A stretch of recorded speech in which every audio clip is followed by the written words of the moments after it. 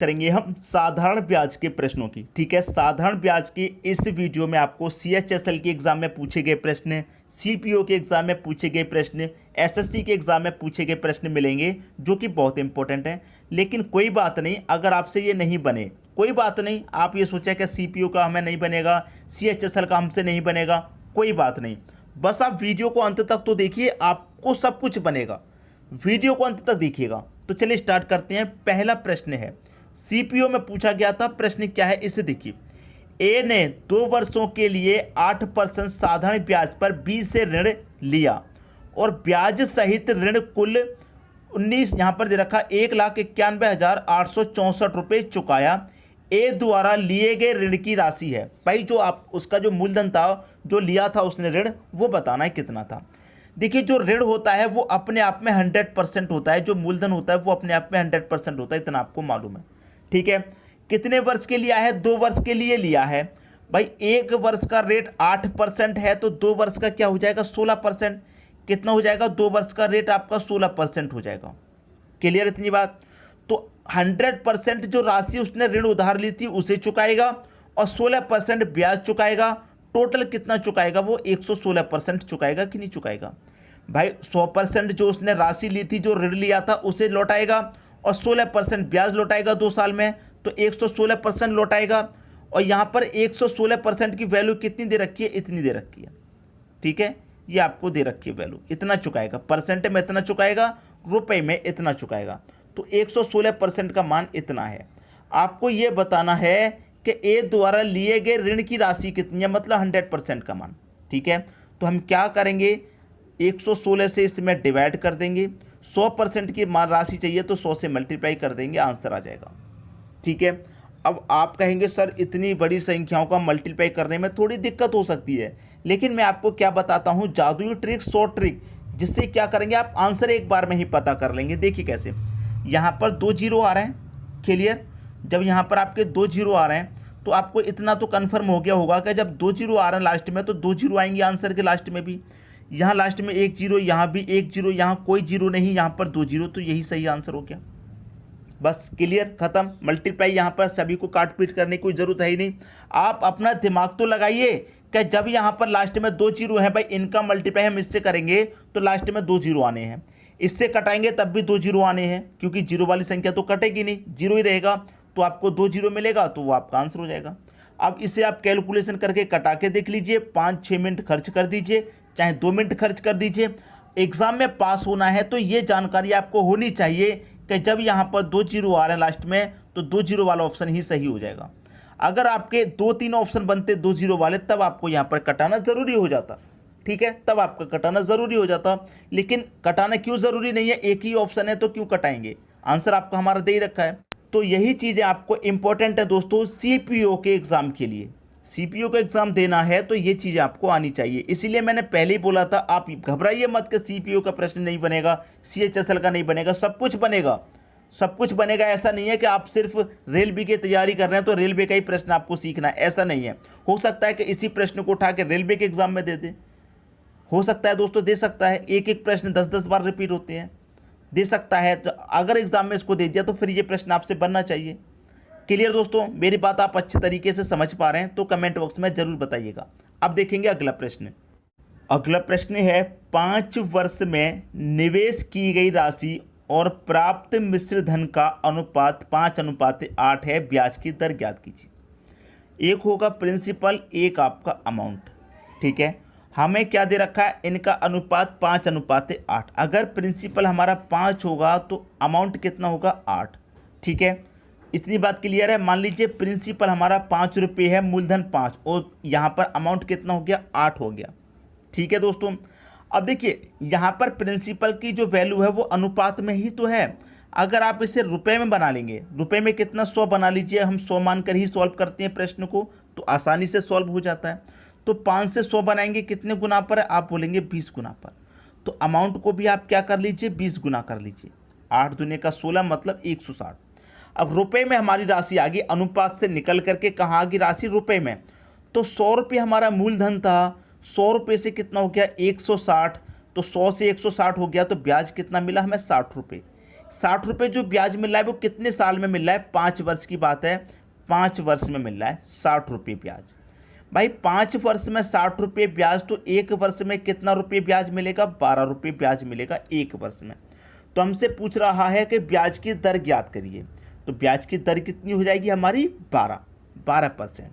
आप कहेंगे सर 1 साल का ये तो हमारा ब्याज है 12%। अब यहाँ पर समझ लीजिए, देखिए आपने 1 वर्ष के लिए किसी भी व्यक्ति से ₹100 लिए, एक ही वर्ष के लिए ₹100 लिए किसी व्यक्ति से, कितने की रेट पर लिए? आपने 2, 4, 6, 8, 12, 15 के, मान लीजिए 15 की रेट पर लिए, ठीक है, 15 के रेट पर लिए, 15% पर ₹100। तो आप उसे चुकाएंगे कितना? 115 चुकाएंगे। देखिए जो 1 साल का ब्याज होता है वही 1 साल का रेट होता है, ठीक है। जैसे कि आपसे कहा जाए कि 100 का आप 40% निकालिए, 100 का कितना? 40%, परसेंट का मतलब बटे में 100, तो 2 जीरो से 2 जीरो कटा देंगे, 40 ही तो बचा। तो देखिए 1 साल का जो 40 है हमारा ब्याज, वही हमारा रेट होता है। इस बात को याद रखिएगा, 1 साल का जो हमारा ब्याज है वही 1 साल का रेट होता है। सबकी समझ में अच्छे तरीके से आ गया होगा। अब देखेंगे अगला प्रश्न। अगला प्रश्न है, एक निश्चित धनराशि को 22% वार्षिक साधारण ब्याज पर 3/1/2 वर्ष के लिए निवेशित किया जाता है। यदि इसे 22+4% वार्षिक साधारण ब्याज पर निवेशित किया गया होता तो 4,452 अधिक ब्याज प्राप्त होता। मूल धनराशि ज्ञात कीजिए। बहुत ही अच्छा प्रश्न है। देखिए पहले हमारा रेट कितना था? 22%, बाद में कितना हो गया? 22+4, मतलब 4% और अधिक हो गया, पहले से 4% और अधिक हो गया। समय कितना है हमारा? 3.5 साल का, 3/1/2 का हमारा समय का मतलब क्या? 3.5 साल। देखिए पहले 22% ब्याज वसूल रहे थे, अब कितना वसूल रहे हैं? 22+4, 22 तो वसूल रहे हैं, 4% और अधिक वसूल रहे हैं। कितना परसेंट? 4% ब्याज हम और अधिक ले रहे हैं। तो देखिए 1 साल में 4% अधिक ले रहे हैं, तो यहाँ पर 3.5 साल की बात है, 3.5 मतलब 3.5। 1 वर्ष में 4% ब्याज लेंगे तो 3.5 वर्ष में कितना अधिक ले लेंगे? 4 का मल्टीप्लाई 3.5 से कर देंगे, ये 14% हो जाएगा। तो हमें कितना ब्याज और ज़्यादा मिलेगा? 14% ब्याज अधिक मिलेगा। कितना परसेंट? 14% ब्याज अधिक मिलेगा। और यहाँ पर कितना अधिक ब्याज मिलेगा? 4,452 अधिक ब्याज प्राप्त होगा। भाई परसेंट में 14% प्राप्त होगा और रुपए में 4,452 अधिक प्राप्त होगा। तो 14% की वैल्यू आपकी इतनी हो जाएगी। तो 1% की वैल्यू निकाल लीजिए। 1% की वैल्यू 14 से इसमें डिवाइड दे देंगे, 14 से डिवाइड देंगे, 14 त्रिका 42, 44 में से 42 कटेगा, 2 बचेगा 25, 14 एक कम 14, कितना बचेगा दोस्तों? 25 में से 14 चला गया, 11 बचेगा, 11 में 2 जोड़ देंगे तो कितना? 112 है, 14 अट्ठे 112, मतलब 318। 1% की वैल्यू 318। आपसे पूछा है मूल धनराशि। मूल धनराशि अपने आप में कितनी होती है? 100%, मतलब 100% का मान। भाई 1% बराबर 318, तो 100% का मान कितना? मतलब 100 से मल्टीप्लाई कर दीजिए, मतलब 318। 100 से मल्टीप्लाई करने का मतलब बस 2 जीरो चिपका दीजिए, आंसर आ जाएगा। 31,800 किस ऑप्शन में है? 31,800 बी ऑप्शन में। ये आपके प्रश्न का सही आंसर हो जाएगा। क्लियर हुई दोस्तों बात? उम्मीद करूंगा कि सभी की समझ में प्रश्न अच्छे तरीके से आ गया होगा। अब देखेंगे अगला प्रश्न। अगला प्रश्न है, ए ने 31 दिसंबर 2011 को अपने मित्र बी से 2,000 रुपये की राशि इस शर्त पर उधार ली कि वह 1 वर्ष बाद इसे 8% के साधारण ब्याज के साथ लौटा देगा, किंतु ए 1 जुलाई 2012 को ही धनराशि लौटाने की स्थिति में आ जाता है। उसे बी को कितनी धनराशि लौटानी है? CHSL में पूछा गया था 2018 में। ठीक है, देखिए दोस्तों, ए ने 31 दिसंबर को राशि ली थी। 31 के बाद में क्या हुआ? जनवरी स्टार्ट, 2011 के बाद में 2012 स्टार्ट। ठीक है, लौटा कितना रहा है? वो जुलाई को।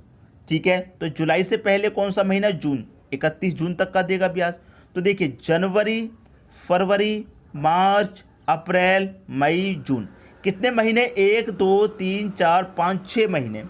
कितने महीने में लौटा रहा है? वो 6 महीने में लौटा रहा है। क्लियर? 6 महीने में। भाई 1 वर्ष के लिए थे उसने 8% के ब्याज पर, 8% का। 8% हमारी ये कितने महीने के लिए थी? 12 महीने के लिए।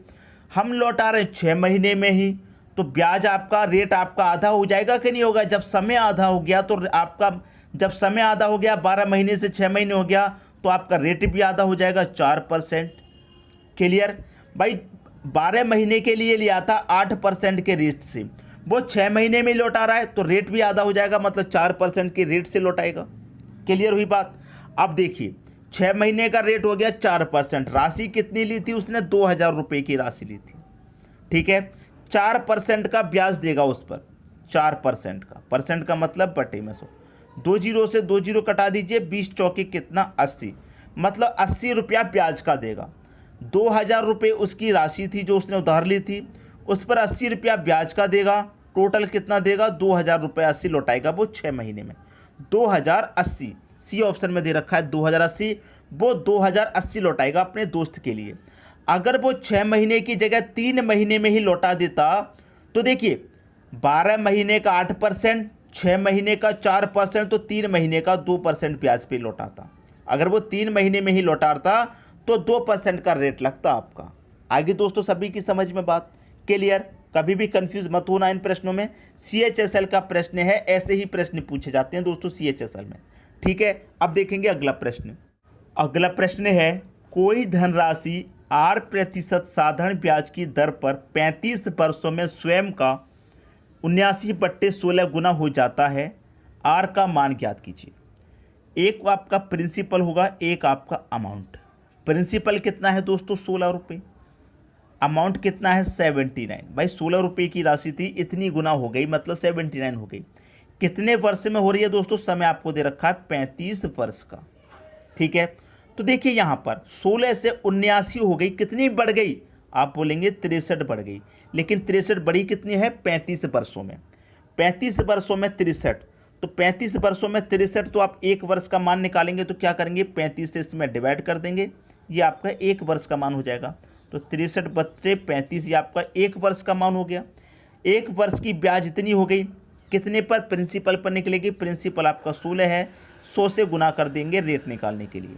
ठीक है, 7 से कटाऊंगा 7 निम्न का 63, 7 पच्चे 35, 5 से कटाऊंगा इसे 20 बार में कटेगा। ठीक है, 4 से कटाऊंगा 4 चौके 16, 4 पंजे 20, 9 पच्चे कितना 45, डिवाइडेड बाई कितना 4, 4 से कटाऊंगा 11 बार में 44 तक, एक बचेगा 10 हो जाएगा, तो कितनी बार जाएगा 25 बार, तो 11.25 ये आपके प्रश्न का सही आंसर हो जाएगा, जो कि बी ऑप्शन में दे रखा है। तो प्रश्न अच्छा था दोस्तों, अच्छे लेवल का प्रश्न था।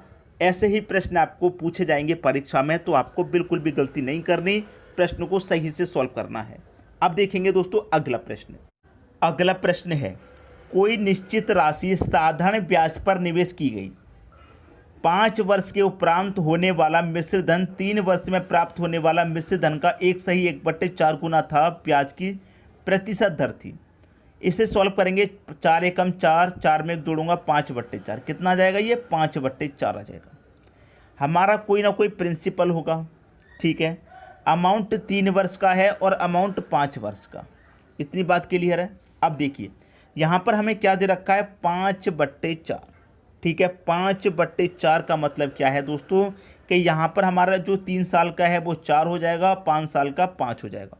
लेकिन यहाँ पर आपको थोड़ा सा ध्यान ये देना है, चलिए मैं आपको करके बता देता हूँ। ठीक है, ये हमारा 3 साल का 4 हो गया, 5 साल का 5 हो गया। ठीक है, 3 साल का 4, 5 साल का 5, इतनी बात दोस्तों क्लियर है। यहाँ तक किसी को कोई दिक्कत कोई समस्या नहीं होनी चाहिए। अब देखिए यहाँ तक अगर मैं इस प्रश्न को सॉल्व करूँगा तो आपका क्या निकल के आएगा। देखिए 4 रुपये से 5 रुपये बढ़ गई 2 वर्ष में, समय कितना बढ़ रहा है, जैसे 3 साल से 5 साल हो रहा है, 2 वर्ष बढ़ रहा है। ब्याज कितना बढ़ रहा है 1 बढ़ रहा है, मतलब 2 वर्ष में 1 रुपये ब्याज, तो 1 वर्ष में 0.5, तो पॉइंट में हमारा आंसर जा रहा है। आंसर किस में जा रहा है हमारा पॉइंट में, इसलिए मैं पहले ही आपसे कह रहा था कि यहाँ पर फिर इसलिए मैंने करके बता दिया। अब देखिए मैं फिर से इसी वैल्यू को लिखूँगा, प्रिंसिपल अमाउंट 3 साल का, अमाउंट 5 साल का। अगर देखिए 5/4 हमने इसको सॉल्व किया तो 5/4, अगर मैं इसमें भी 2 से गुना कर दूं, इसमें भी 2 से गुना कर दूं, तो 5 दूने का 10, 4 दूने का 8 आ जाएगा। तो 3 साल का हमारा 8, 5 साल का कितना 10। अब देखिए 2 वर्ष में, 2 ही वर्ष की तो बात है, 2 वर्ष में तो बढ़ रहा है। 3 और 5 साल का अंतर 2 वर्ष ही तो होगा, और 8 से राशि कितनी हो गई 2 हो गई। भाई 8 से 10 हो गई तो 2 बढ़ गई, तो 1 वर्ष में इसका मतलब 1 रुपये का ब्याज होगा। 2 वर्ष में 2 रुपये ब्याज, तो 1 वर्ष में 1 रुपया ब्याज, ठीक है। तो 3 वर्ष में कितना रुपये ब्याज, 3 रुपये ब्याज। तो देखिए यहाँ पर समझिए प्रश्न को, हमारा 3 वर्ष का है ये, 3 वर्ष में ब्याज कितना है 3, और 3 वर्ष का अमाउंट हमारा 8 है, तो 8 में से मैं ब्याज घटा दूंगा, मूलधन बचेगा, तो 8 में से मैंने ब्याज का 3 रुपये घटा दिया, इसका मतलब मूलधन हमारा कितना था, 5 रुपये हमारा मूलधन था। इसका मतलब ये हो गया कि मूलधन हमारा कितना था, 5 रुपये हमारा मूलधन था। इतनी बात क्लियर हुई। तो देखिए हमारा 1 रुपये, 1 साल का एक ब्याज कितना है, 1 रुपया, 1 साल का ब्याज 1 कितने पर, 5 रुपये पर। प्रतिशत पूछ रहा है, मतलब हमारा क्या पूछ रहा है, प्रतिशत पूछ रहा है, मतलब दर पूछ रहा है, ब्याज की जो प्रतिशत दर है वो कितनी है। क्लियर। अब देखिए हम 100 पर सॉल्व करते हैं, तो 5 को मैं सॉल्व करूंगा तो 20 से मल्टीप्लाई करूंगा, तो इसका भी मल्टीप्लाई, इसका मतलब 20 से कर दूँ, ये 20 हो जाएगा और ये कितना हो जाएगा, 20 25 100, ठीक है। मतलब 100 रुपये पर कितने का रेट, 20% का रेट। 20% किस ऑप्शन में, बी ऑप्शन में दे रखा है, ये आपके क्वेश्चन का सही आंसर हो जाएगा। क्लियर। 1/5 का मान 20% होता है, डायरेक्ट ऐसे याद रख लीजिए। वैसे मैंने आपको बताया है अगर मैं प्रिंसिपल को 100 रख के सॉल्व करूंगा तो आंसर जल्दी आ जाएगा, ठीक है। तो देखिए 5 हमारा प्रिंसिपल है, 100 बनाने के लिए 20 से मल्टीप्लाई, 1 रुपये ब्याज है, तो इसका भी मल्टीप्लाई 20 से करेंगे तो 20% आपका रेट आ गया। उम्मीद करता हूँ सभी की समझ में, सभी प्रश्न अच्छे तरीके से समझ में आ गए होंगे, किसी को भी प्रश्न में कोई भी समस्या, कोई भी डाउट नहीं होगा। ठीक है दोस्तों, वीडियो देखने के लिए आपका बहुत बहुत धन्यवाद।